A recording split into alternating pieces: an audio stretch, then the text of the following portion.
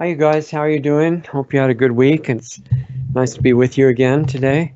And I was thinking what to talk about today because we're not making any attempt to be really a news show in the conventional sense because I've already told you there are tons of great independent news reporters and channels now, some of which are actually still on the major platforms. And one of the big ones that we dare not name anymore is really great. And they've got, over 100 employees and they're doing a great job 6 days a week, expanding, even though they're totally censored and everything. But so we're not trying to compete with that, but try to bring out something important from the week and that's really beneficial and useful to look at. And I think in looking at the topic for this week, I had an idea where I wanted to go with it, but during this brief hour that we've got once a week, but the where I really got the best direction and help in choosing a topic to share with you was from YouTube, and one of our wonderful platforms that we're on every week, and we use it for live streaming, as you know, if you're listening to us on that. And Doug brought a notice to my attention that went together with what I was thinking about discussing, and that is that in December, I think it's the 10th or so, they're saying that any channels that are not what they call commercially viable could be deleted. Is my understanding, and I assume probably will unless they're in line with the politically correct thinking that maybe then they'd be given a special pass. But I don't think we'd qualify for that, and we're not commercially viable on YouTube anyway because they demonetized everything we do. The view counters are suppressed, the shadow banning's active, and it's amazing that you even find us there anymore. So, we may be disappearing from that major platform and maybe others pretty soon. In which case, the first thing, if you like our content and you want to continue visiting, then you've got to get to us on other platforms. So before you tune in at this time of day on Saturdays in the future, make sure that you know where to find us, and if in case we're just gone from that major platform. And the easiest way to do that is go to lostartsradio.com. We should make it obvious there where we're broadcasting, where we're live streaming, and you'll still find out about that. Get on our mailing list, because even though we're not really using it for much now, if we disappear from too many places, we can at least reach you with information or maybe embedded videos or things like that. So if I'm looking at the bigger question, besides that, just that one platform, is Lost Arts Radio likely to disappear soon? Maybe, could be immediately at any time, actually, considering what we talk about. And considering the fact that thousands of channels and pages off the internet have so far been removed. Why is that? And that falls into the question in the sense that there are two reasons we could disappear from places that you could find us. One is what we talk about. The other is different. I'll get to that at the end if I can. I think I'll have time. But the first one is that channels or pages that wrote or said forbidden things or got into forbidden topics and told the truth about things that you're not supposed to know. Many of them are now gone. They're just completely gone. Some are banned from every platform other than Brighteon, and a few like that. And Brighteon.com is really good to bookmark and know about, because that's a great project that our friend Mike started, and he's poured tons of money and hours into, and it's supposed to take over as a substitute for some of the main channels that you know about, like ones that you may be watching us on right now. So keep in touch with Brighteon, Brighteon.com. It's good to support them by watching videos there, which are all free, but it brings in more advertising money if they have more viewers. And you can upload content there. It's really gaining features all the time. It's getting to be more usable. And our channel there is Brighteon, BRIGHTEON.com/ channel/Lost Arts Radio, and you can find us there. I don't think they have live streaming yet, but they're definitely planning it in the near future. And the last I heard was maybe February, something like that from Mike. But it's coming pretty soon.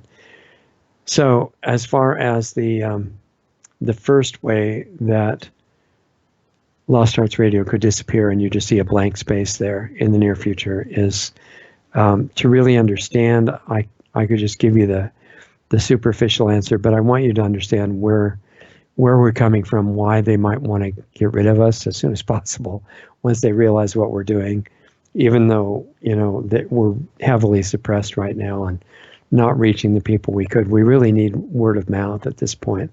If you think our content is worthwhile, then you could tell other people about us. That would really help. But back to the idea of how to understand where we're coming from. It's really been developing for a long time before the official channel got started. When I remember a scene really clearly sitting in a 7th grade history class, and and that was many decades ago, and I was 11 years old, and although I really am voraciously interested in history and pretty much every subject there is, almost every subject there is, some of the stupid ones they've made up now to be politically correct, not really attracted to, but the basic studies of learning about the world and things like that I am. And they managed somehow in junior high and high school, and actually most of college and universities that I've gone to make things as boring as possible, as irrelevant as possible, as unusable as possible. But even then I knew that it wasn't because I didn't have an interest in learning. I just didn't have an interest in school the way it was. And so I would start sketching little things on my paper on my desk. I remember exactly what the desks looked like. And in fact, I was sitting at one of those desks when we heard the announcement that Kennedy was killed, but this was a different situation. And I started designing a school when I was 11. And it was because I could imagine some place that was just amazing, and you'd want to be there all the time, almost a magical feeling. And it was outside, out in the country, and groves of trees you would have to explore, and you'd find a group meeting around some teacher at the base of a grove of trees, and they'd be discussing some amazing knowledge that you would just want right away. And the main thing about it was the feeling of it. It was exciting, and it was real knowledge about how everything fits together, so that you could, before you get to be 100 years old, you could earlier in your life start having some wisdom about things instead of the way things usually go now.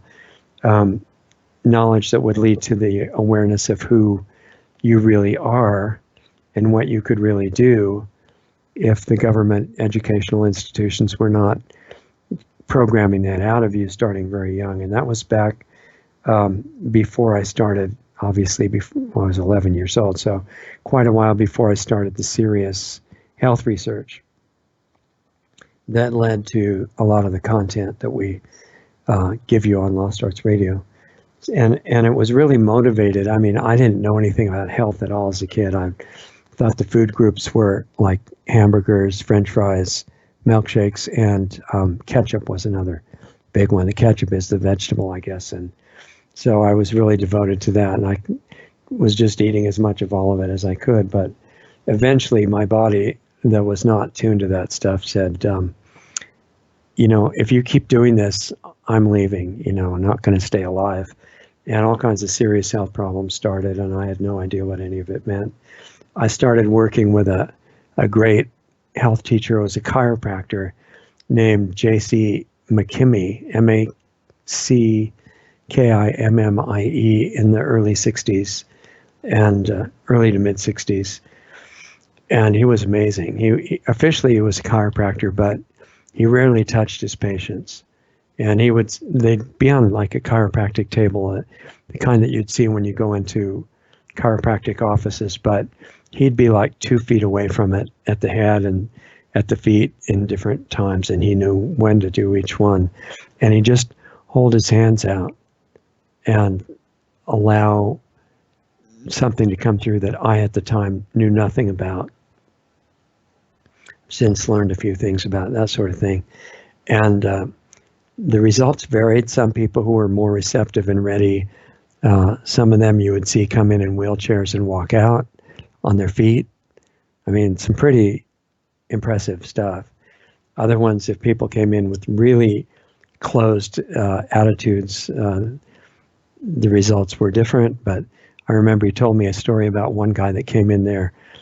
He said, you know, you've treated my wife and she says that it's really great. And I know you're a fraud. And I'm going to let you work on me right now. And if it doesn't really do something great, I'm going to beat you up. And you're probably not going to get up for a long time. So, you know, Dr. McKimmey was saying, this is an unusual attitude for a patient. And you couldn't tell him to go away, though he wanted to. And his guidance, you know, he was in touch with what he called angels. And it was their healing power that came through him. And they would talk to him and they said, don't worry about it. Just let him lie down and do your treatment and you'll see everything will be okay. So McKimmey was used to standing there, really simple protocol, let angels work through him. And then when they were done, they'd say, we're done. And that would be the end of it. It was really quite simple. And so he did it with this guy who was ready to beat him up and really wanting to start fighting. And the guy had an amazing reaction even with that attitude, and his spine started getting more relaxed and pain started disappearing all over his body. Felt like he was in a warm hot tub or something, really super relaxed and very difficult to keep real angry, but he was doing his best to try to do that. And he got up and said, you know, I was going to pretty much kill you when we're done with this stupid fake treatment, except I can't now because it wasn't fake. And I'm really frustrated, but you're a great healer and thank you. So that was one of the first guys that I dealt with. And before I really appreciated what he was doing and the very beginning teachings that he was giving me about, you know, don't eat processed sugar and flour and real basic stuff that seems a long time ago now. Before I realized that, I was dealing with conventional problems through health problems through the conventional medical system. And of course, they were not helping anything. They were causing damage. And that's usually what they do, even if they cover up symptoms for a while. The long-term effect of things like, you know, eating toxic chemicals that they crunch into these little capsules and pills and call them medicine. Your body doesn't like stuff like that. It doesn't have it in its database, and it causes damage. And much later, when I was learning where, you know, how the development of those so-called medicines happens and what the requirements are, and that they don't accept any candidate chemicals for a new medicine, so-called medicine, unless they have what they call a suitable side effect profile. What that means is it has to hurt you. And if it doesn't hurt you and it only covers up a symptom and that's it, they're not interested. They won't spend the money on it because that would be a really dumb business decision, right? It wouldn't lead to more health problems and they wouldn't have any income. And it's not that the people working in those labs are bad. Most of them have no idea what's going on, and they think they're working for the benefit of humankind. And that's true of people in all kinds of huge organizations. But at the top, they do know what they're doing, and it's not to help people. It's just the opposite. So before too much damage was done to recover from the treatments I was getting, which got into surgery, and I mean, your body does not like surgery unless there's no other way, like to fix you if you get run over by a car or something. If you can do it naturally without invading the body space, without cutting it into pieces and doing things to it like that, it's better to do things naturally if you have a choice. But the doctors are told that that's just normal to do that sort of thing, that they know more than nature in some cases. So I started to realize, wait a minute, something's wrong with this picture. I'm getting these cutting edge medical people to work on me and feeling worse and not healthy. And shaky and, all kinds of really bad effects. So I thought something's wrong with this picture. And I started to realize eating the toxic chemicals, even if they were called miracle drugs or medicine, was not brilliant. And amazing that we can be programmed into doing that at all. But it's so complex. We've had doctors on the show, on the Sunday show, like Dr. Rima Lebo, and she said, oh yeah, the toxic chemicals, the ones they call medicine, those are actually what she calls enzyme poisons, even though they're called medicine. And then after the damage from the toxic chemicals gets to a certain point, they start cutting into your body and removing parts, removing organs, doing various invasive procedures, they call them. Anyway, when you're looking at that, most people just think of it as normal. They're so programmed. So eventually it starts striking them that there's something strange about that. And like I said, emergency medicine is great, and there's really heroic doctors in emergency medicine. I talk often about Stephen Greer, but there are many other ones too, that under incredible pressure, blood all over the place and pieces of bodies disconnected and stuff, they put people back together. And I mean, those people are incredible. But as far as health and disease go, it's a different story. And even in the emergency medical scenario, they use the tools they have, which are generally have still a lot of toxic chemicals in them. And for that, there is a doctor in Brazil named Dr. Circus, Sircus. You can get on his free mailing list if you want to see what he puts out. I don't go along with everything he does, but one really good thing that he does do and teach is what he calls natural allopathic medicine. And it sounds like an oxymoron if you know what allopathic medicine is. It's drug-based medicine and drug and invasive procedures and surgery and all that. But he's saying, like in these emergency situations, there are a lot of cases where that's necessary and important and valuable. And he's saying instead of this, palette of chemicals that you can use in saving people in the emergency medicine, many of them can be replaced with natural alternatives that don't have long-term toxic effects. So when I started learning all this stuff, I began a long series of trial and error experiments on my own body and consulting with other people, visiting healers all over the place. And at the same time, I realized that if you want to learn about health, there's a deep connection to nature because our bodies are part of that, even though they're projections on a deeper level from consciousness. In the natural world, we're really tied to what's called the environment, everything around us, the soil and air and sun and other life forms and things. So I became a really serious, devoted environmentalist in the early 60s. And I worked with Alan Chadwick when I was a university student in 67 or so. And he was a brilliant student of Rudolf Steiner, who came over to America from the UK. Very inspired person that was responsible for the invention of what's called double digging and French intensive horticulture.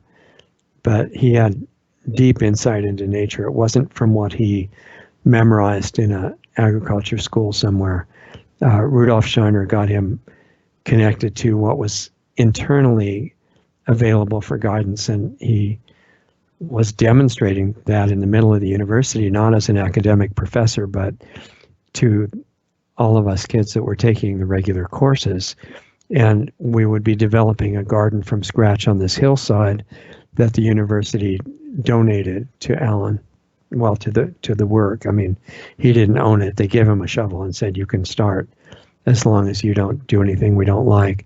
It was this hillside covered with rocks and poison oak. And they gave him a shovel and said, okay, we'll let you work there if you want to. Won't give you any money or anything, but you can work there.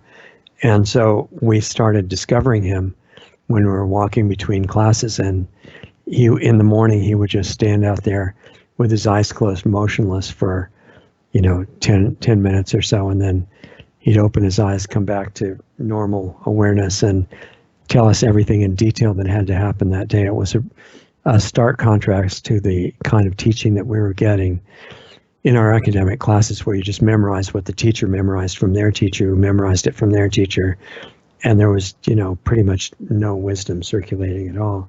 So that radically changed my life, and I realized the connection between health and nature, and I started vegetarian experiments about 1968 because with all these health teachers that I was in touch with, I realized we're not designed as carnivores, and I'm not against people who eat meat at all. I'm not against anybody, actually, but I just wanted to know what was true.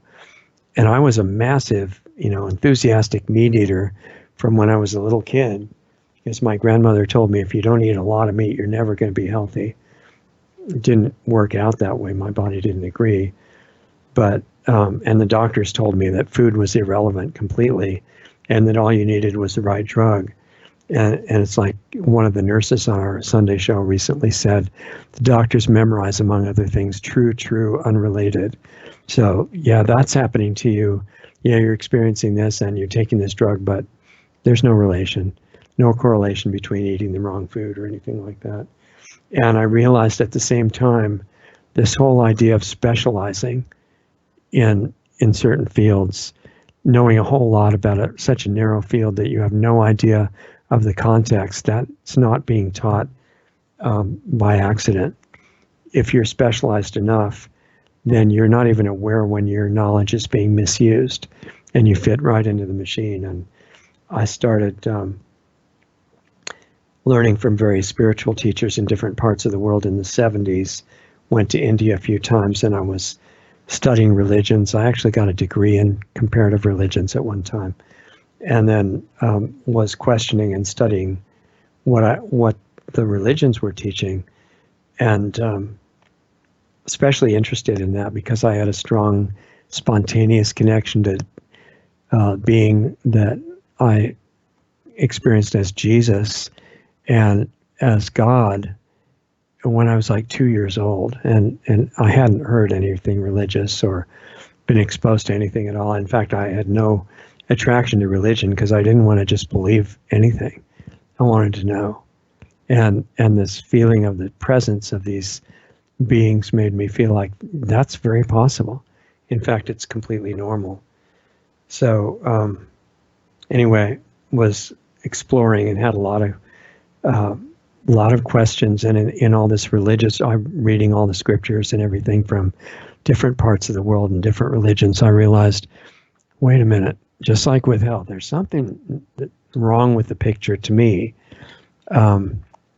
And I really want everybody to just believe whatever they want, but the God presence that I felt as a little kid did not match what I read in scriptures about this stern, justice, punishment-oriented, large male guy that loved you so much he'd throw you into permanent torture forever if he didn't, or allow you to fall into it if he didn't throw you himself. That didn't make any sense to me, because the idea of bad people and good people, I realized that's only in how they behave, what programs they're enslaved to. It's not who they are. A lot of us make some mistakes, right? So how can you condemn anybody for anything if you realize the mistakes you have made? How can you throw the first stone?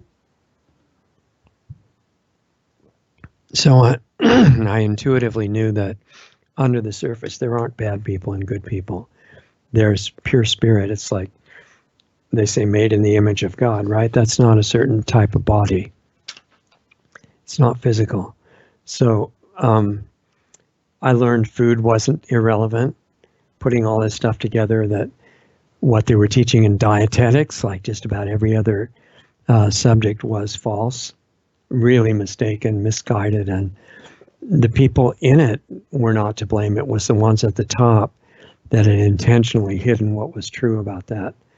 And I thought, why would they teach that? And they teach it because they believe it. But the ones at the top know that it's not true, as in so many other cases.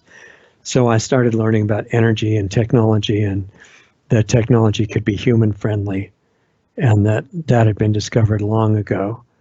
Stephen Greer has done the best talks about that I know of on YouTube for free at the moment, unless of course YouTube decides that it's not commercially viable, in which case it'll be gone, so you might want to get a hold of it now. And I started learning about hidden history and how World War II started, and about the Civil War and not being a civil war, and it was actually a war between two countries, but that's another subject. And I was really investigating degenerative disease, so-called what they call aging. You've heard of that, right? And immunity, and the idea that injecting these really horrible cocktails of chemicals and foreign DNA and all kinds of stuff into you would prevent disease. And I thought, are you sure? Let's look into that. And I had a natural aversion to it from when I was 3, but the schedule has gotten much worse since when I was 3. It's like 2 vaccines for your whole childhood or something. One of them, of course, was the polio vaccine, contaminated with cancer elements in it, but at least it wasn't 70 like it is now. So I studied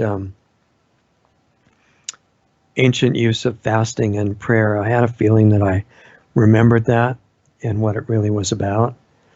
Oh, and by the way, I was studying climate, CO2, global warming and cooling and stuff like that in the 60s, late 60s. And there was a book called Survival of Civilization that kind of got me focused on that, by John Hamaker and Don Weaver. And I talked to those guys, the authors of it, and we were trying to figure out for the future, how to avoid either an ice age or what they call global warming now. And I don't think we had any noticeable geoengineering going on at all. We were just talking about the use of petroleum-based fuels and things like that, changing the CO2 content in the air. We didn't realize that if you zoom out the graph of the CO2 and then compare it to the temperature directions and patterns and cycles and things, they're not correlated in any obvious way at all. And now I've seen that, but it's still a delicate system, and it's being intentionally messed up, and I didn't know about it at that time. So I went through stages, and I know I'm taking too long. We got to go faster because I've gone through just a little bit of what I want to share with you. This really is about why we might disappear. What I'm trying to get to, and I'm going to give you some more details, is that for whatever reason, I was just really pushed to connect the dots. I mean, a lot of the dots. Everything from climate to financial systems to energy technology, the real information about health, international relations, military things, and ultimately the power structure and who's running it. And if it's understood, what was put together, and the fact that it was all geared towards solutions, which I ended up really focusing on, then it's understandable that you might see this show disappearing.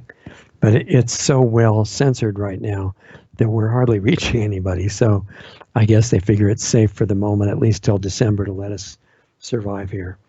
Anyway, I'll try to go faster. I went through vegetarianism, veganism, raw veganism, and I found out that raw food is by far has the most nutrients in it.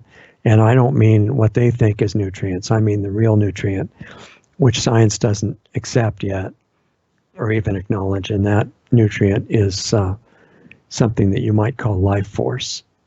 And when you heat up cells in food over about 115, you damage or destroy it. And I'm not saying people who eat other things are bad. I'm just not into that at all. I have no condemnation for anybody, because even in the worst players in the world, underneath, one of the secrets is they're not bad people. They're just like hypnotized to think they're bad people and play the part really well. And they will destroy life on the planet if they can, but that's not really who they are. Now, that knowledge doesn't help anybody at all unless you can get them to wake up to it, in which case everything changes. And fortunately, I found out that's not impossible. So going quickly, when I got to the stage of raw vegan, because at this point, I no longer cared. I didn't choose food by taste. I chose it by effect.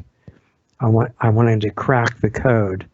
You know, what gets rid of this nonsense called aging, degenerative disease, susceptibility to what euphemistically was called germs, I guess originally by Pasteur and other people like that. That's not normal to be susceptible to that stuff. And I wanted to know, how do you fix it? And I guess after I finished working with Alan Chadwick, or at least had done it for a while, I wanted to understand how the power structure in the world works. Another thing we are not supposed to understand at all. We're supposed to think they're all working for our benefit, right? To keep us safe, and governments just care about us. So, yeah, they do care about us, but kind of like you'd care about your chicken sandwich, not like your child.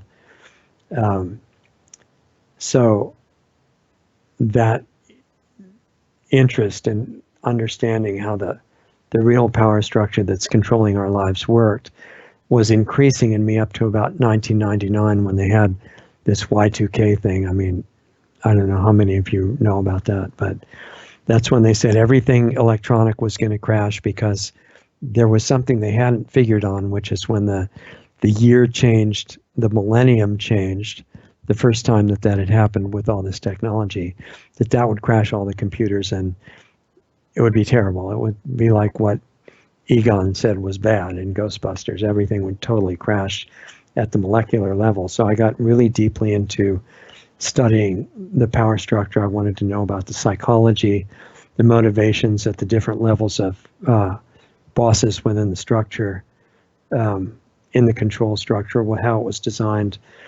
And I finally started putting these pieces together. And the way it looks now to me is that, as I mentioned before, we're not the characters we're playing. We're the actors playing the characters. And even that's only a partial answer. But who we really are is formless. And part of the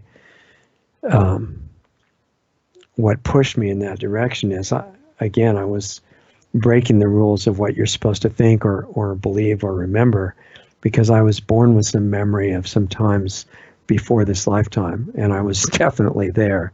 So this idea that you have only one lifetime and that's it, or you go to heaven or hell and that's the end of the whole thing, that's, in my experience, that's not accurate. It's really not accurate. And a lot of what was put out by the religious authorities was not entirely for our benefit, if you can believe that. It was for control and for profit and other things that were worse than that. But what I found is that we're not bodies. We're not even mind at all. And I know there's a lot of belief systems that think, oh, on a deeper level, you're the mind. And I found that's not true. And that we're separate from both of them, and the words really aren't adequate to describe it.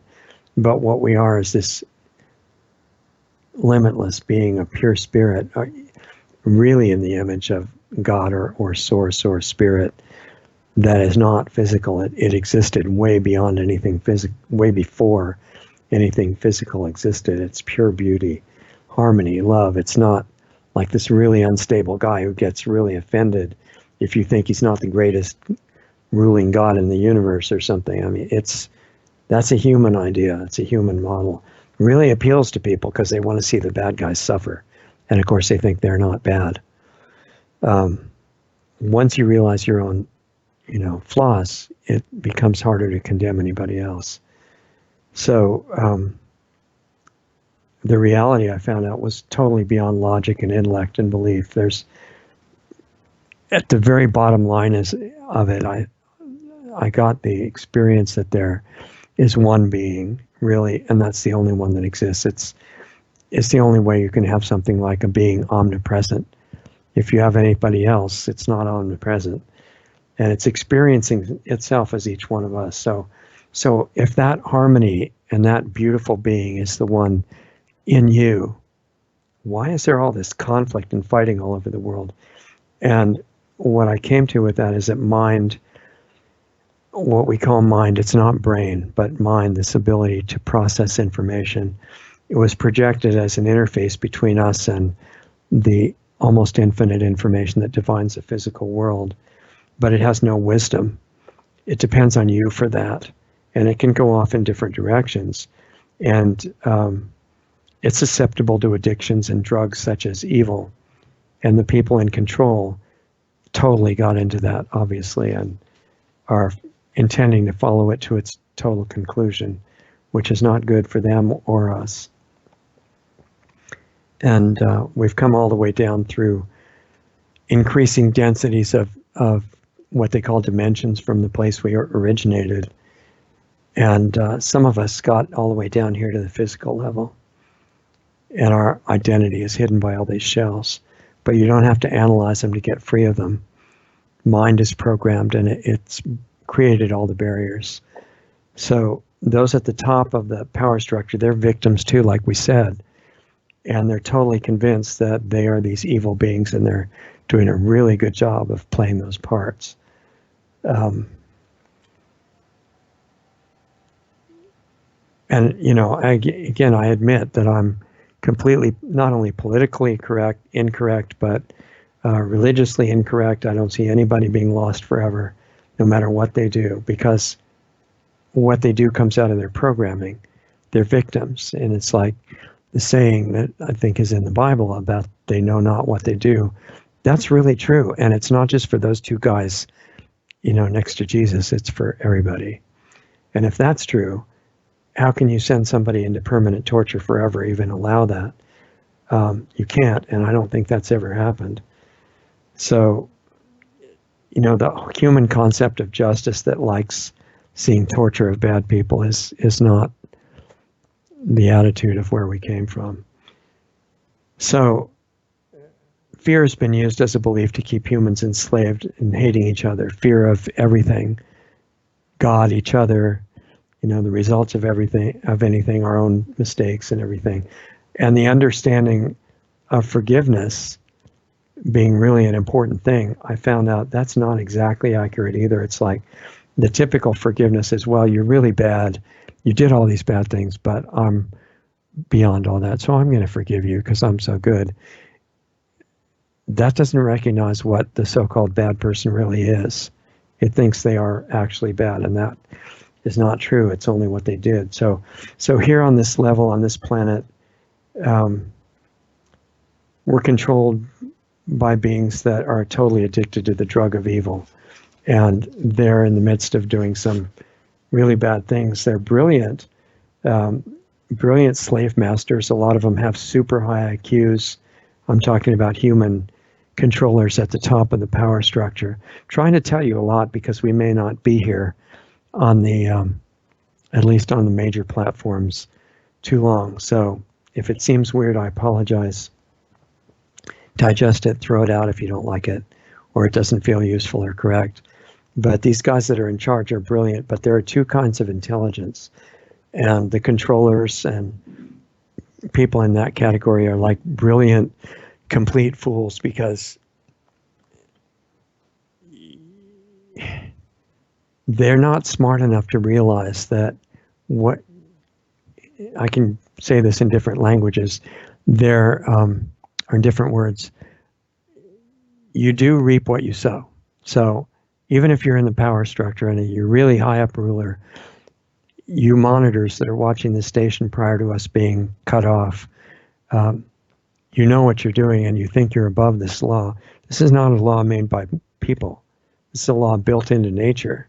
Even if you never read a book, even if there were no scriptures that ever existed, this law would be working just fine. But where is it? You know, what's its power? It's what the Eastern people called karma.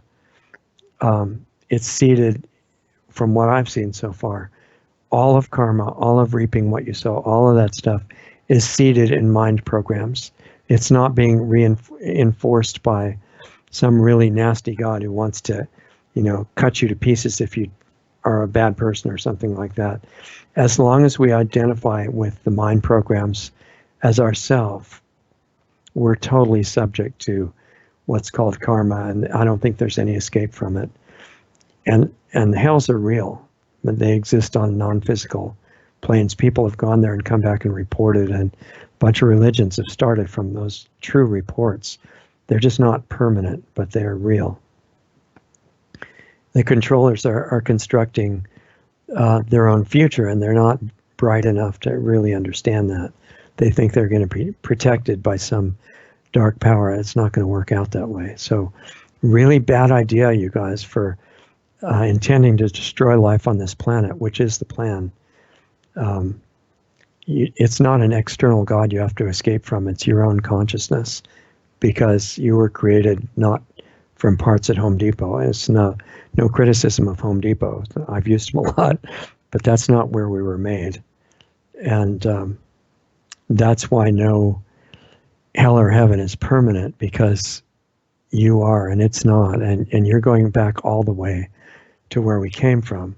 So the controllers are being very foolish, and all of us have been in different ways.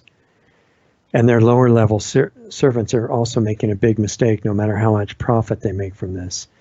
I also found out, concurrent with that interesting line of inquiry, that our bodies are these things that look solid, these physical bodies. They're not solid, by the way, but they are designed to stay ageless and healthy and strong and athletically competent and everything until you leave. They're not designed to fall apart. The body's not like a tractor that rusts and just disintegrates and you have to get a new tractor. It's not like that. It's self-repairing.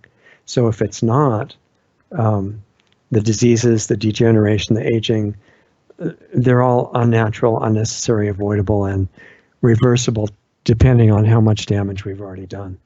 I'm going to try to go fast through the rest. I have bullet points, 6 more pages of them, but I'm just going to skip over and hit the high points here. We can do more detail later if you want. Anyway, it's been taught and demonstrated that this repairing, regeneration ability of the body is real. And over the last at least several thousand years, which I call recent history, it's been suppressed, and we're taught medical science instead. But most of the doctors and other medical personnel in it are very sincere, and they don't realize the errors, the intentional errors. And now it seems like the controllers at the top are really motivated to complete all the destruction. And I think, as I kind of indicated, that the goal is extermination of life here by the doctrine of sacrifice.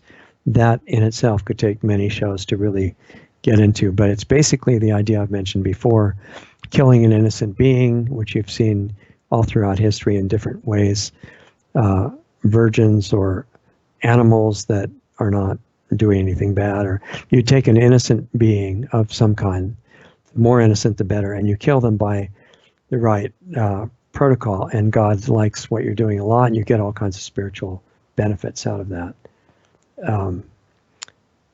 That's what they're involved in, except it's bigger than one person. They intend to exterminate the biosphere as an ultimate sacrifice. And you can see that happening. It's not what you would do if you just want to reduce population. It's what you would do if you want irrevocable damage and exterminating life, from microbes and insects on up to people. That's exactly what they're doing. And I don't think that at this point that well-motivated people could reverse what they're doing by force or debating with the bad guys or anything. I think what's happening looks only physical, but when you understand that the physical world is a reflection of finer energies, and it's much deeper than that, with consciousness at the base, and consciousness created this level, consciousness created everything. The word consciousness is inadequate for what I mean. It's the original source, what people call God, but much more than just this big guy with a white beard. I mean, the ultimate source we all came from before any form existed. That can change it. It created everything. It could change it again for the better. And we can have a part in that, but only if we get back our self-awareness and stop thinking that we're these characters that we're playing. And it doesn't take that many people. A small critical number could start the whole thing moving, and there are ways to do it. And that, the only reason I got into all this stuff was solutions, not just to say, oh, this is really terrible and these evil things are happening. Yeah, we know that. The question is, what do you do about it? And just, standing up in front of it and fighting by force is maybe attractive because it's simple, but I don't think that's a good use of time. So it doesn't mean to stop the good things we're doing, are working for good causes, clean energy and clean and free energy beyond organic agriculture, health freedom, getting rid of the monopoly of toxic medicine, and economic freedom, real free market capitalism that we haven't seen in America up to now, but the ideal is there. Ending the central banks and the fractional reserve. You're not allowed to say these things, by the way, but I know we're probably going to be, removed anyway. So I'm giving it to you in case you want to look at this stuff. Certainly the cause to expose and end geoengineering, which Edward Snowden, as you probably know, just finally gave us the revelation that there's no geoengineering. It's a conspiracy theory, and it's just for those unstable people that want to think some bad people are in charge. And but really, the man-made climate change that exists is primarily in geoengineering. And it's not just climate, it's poison. It's foundation for fires like they've been using in California. You dump explosive metal dust on forests for decades, and then you trigger it with probably directed energy weapons, which there's a lot of evidence of that, and you get the kind of fires that combined with probably frequency weapons and things that we've been seeing where metal and glass melt. That doesn't happen in a regular forest fire or house fire. And forests just explode, and you have these trees burning in really weird ways where the inside is total fire and the outside shell still is fine. And you have houses burning to the property line where they want to get rid of a house, and then grass and trees and plastic bottles on the ground aren't even warm, 1 foot away. Those are not normal fires. All of this is included in geoengineering in the larger sense. And getting rid of religious terrorism would be a really good cause, and the suicidal idiocy of the whole abortion thing is people thinking that that's women's health freedom. These people are seriously confused. The baby is like the sacred trust of the father and mother to take care of, not to murder. But that's another long conversation. These are just things that good causes can work to improve consciousness and all these things. But the good results that can come from those depend on the consciousness of the people that are doing them. And if you have no awareness of yourself at a deeper level and only of the cause, then the good results are limited. So who you become internally really determines pretty much everything and what we can do. So where do you start? I'm trying to go fast now. We're almost out of time. Most of who we are is actually not physically visible to our normal senses, but you can see and feel your physical body, right? You have one. A lot of people think they are one, but at least you have one. If you learn how to rejuvenate it, reverse this stupid thing of aging, which is not normal. It is not normal. I'm not giving you medical advice because that's absolutely forbidden, and I don't have any interest in that anyway. I'm just telling you from my own experience and experimental research over more than 50 years. Aging, as we know it, is totally not normal. All the degenerative disease and stuff like that, it's not genetic. In my opinion, okay, you don't have to agree. It's not because of some germ or bad luck that happened. It's because we don't know how to take care of it, and we're not being taught the truth about that. So if you learn how to rejuvenate it, how to bring it into harmony with real laws of nature, not the ones we're taught,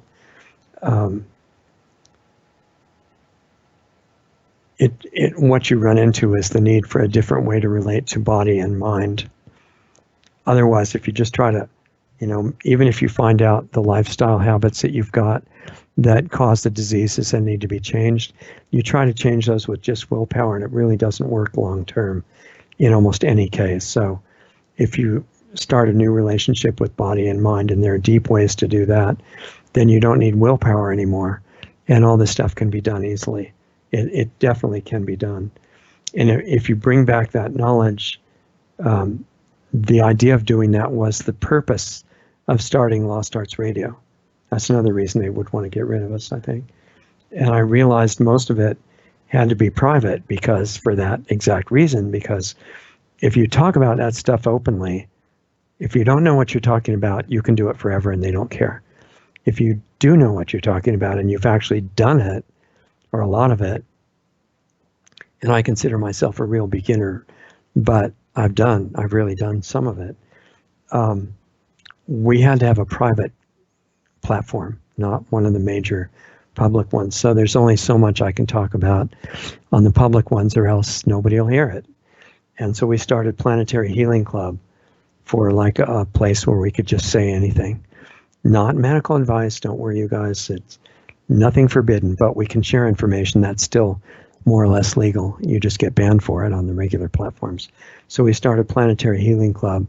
And if you get to the point where at some time you want to really get into this and apply it to yourself and get the benefit of it in your own life, you're invited. I mean, it may be one of my last chances to invite you on the major platforms, but go to planetaryhealingclub.com. There are small dues. They help us survive because we don't have commercials. You may have noticed that. And right now, money is the other way we could disappear. But that goes to our nonprofit that keeps the whole thing going. And if it gets enough money, it'll eventually build a physical school. And the other thing that helps us is Skype sessions. When I have time, I do some private one-on-one sessions. And if somebody's really motivated to learn and use things that will transform their life experience, their physical health, their mental balance, and everything, I enjoy sharing that privately, and the money from those private consultation sessions goes to the nonprofit and helps us keep going as well. But we do quite a bit on the public free shows, and that's one reason that Lost Arts Radio could disappear soon, as I said. In case we do, lostartsradio.com, if you go there, get on the mailing list, and if we disappear, we can stay in touch that way, or go to brighteon.com, which is committed not to censor anybody. And our channel there is brighteon.com/channel/Lost Arts Radio. I'm trying to talk fast now so I can get done. But as I said, there were two reasons we could disappear. The first one is saying too much of the wrong stuff and actually having something solid behind it. I'm not just talking. And the second is money. And so those three things that I mentioned, if you want to keep us going, if you want to try to help us get toward building a physical school where all this stuff could be demonstrated and experienced firsthand and not be a theory anymore, there's donate buttons on our two sites, lostartsradio.com and lostartsresearchinstitute.org, which is the nonprofit. And if you go to lostartsresearchinstitute.org and go to the Eldamar tab, that's the school, and you can see one possible configuration of it. And I wanted to keep the message really clear and pure and not fill it up with advertising and say, oh yeah, these products are really great, and be tempted to say that because I need the money. I wanted to avoid that. So we've turned down those opportunities yet, but as a result, we're hanging on the edge of being able to operate or not. And if you'd like to help, it would be really nice of you, but not if you don't have money. If you have the resources and want to help us, that would be great. Or join Planetary Healing Club if you want to, because that way you get to work on these things for yourself. And the small dues, if we get enough people in there, that could keep us going too. We don't have the ads that we have on our sites, because people ask about that, they're not paying us anything. They're just there because we had some good experience, wanted to share them. We have no commercials. Product recommendations that I do make are just because I think something might be good and have used it. It's not to get money. Although getting money is not a bad thing. We're just not doing it from the products. Almost nobody's donating at all. They're just ignoring that part, and it's fine if you don't have the money in. But if you think that we're doing something valuable and you want to help, please do. I'd rather not disappear before the mission is done. So we're almost through here. I got 4 minutes. Even without any money, you don't have to donate anything. If you think the shows are useful at all, you could tell people and tell them that if we disappear, go to brightdown.com and see it there. And hopefully they'll have the live streaming soon. Let's see, a couple of things. I'm going to skip over most of this. Talked about joining Planetary Healing Club, which is very useful to you and also to us. If you're ready to do the work, if you're really not, you want to keep your lifestyle the way it is now and do all the same things, Planetary Healing Club might not be useful for you. So think about it. Look at the access point, planetaryhealingclub.com. If you've got a question about it, write to me, richard@lostartsradio.com. Or if you want to see if you qualify for a private session, which there's only a few available, you can write to me and I'll tell you more what it's about, richard@lostartsradio.com. I told you about the donations. Oh, Subscribestar. We have a page on Subscribestar, and for as little as $5 a month or even less, you can help us that way. And there's different levels of thank you things that come back to you if you do that. So look at that, subscribestar.com/lostartsradio. And anybody that wants to donate to us to keep us, operating and doesn't want to use PayPal, on the donate button of our two sites, there's a physical mailing address if you want to use that, and then no percentage of it goes to PayPal that way. So now will Lost Arts Radio disappear? It depends on the response of what we're talking about, which is probably only going to be acceptable in the long term on sites like Brighteon. And it depends on whether the project really gets your financial support without us having commercials and products and stuff like that, at least for now. And if you have any questions about the club, the private sessions, the school, anything else, suggestions for topics we cover even on the public shows, you're welcome to write to me. I'll read all the comments, some suggestions, questions, stuff like that. And remember the Sunday educational guest shows are totally free. Everybody can get to that whenever you want. They're on platforms all over the internet at the moment. There's a new post we just made today, I think, a really important one. Nothing to do with money. It's just about the 5G issue, which we didn't say much about. That's also leading intentionally toward destructive ends. It's not a good thing. And we wanted an expert to tell people, how can you get rid of 5G in your own community? And Susan Clark is great on that, and she's had actual success in her experience. So look for our video on Susan on, let's see, how to save your community from 5G or something like that. It just got up.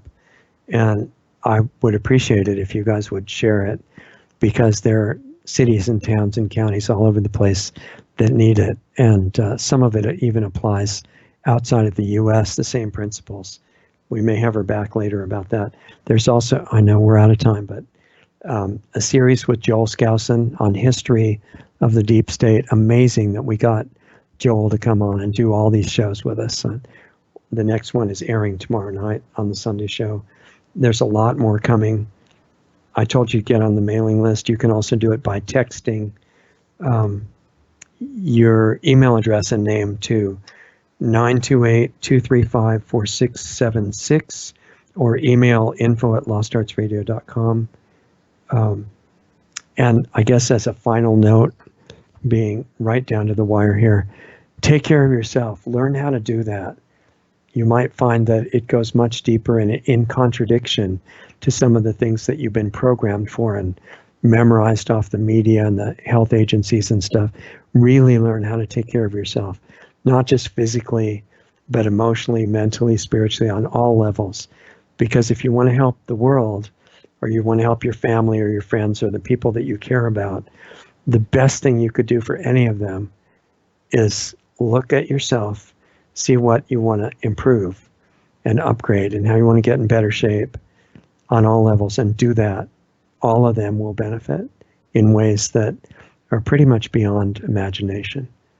I think take care of yourself. That's the bottom line. Learn everything you can.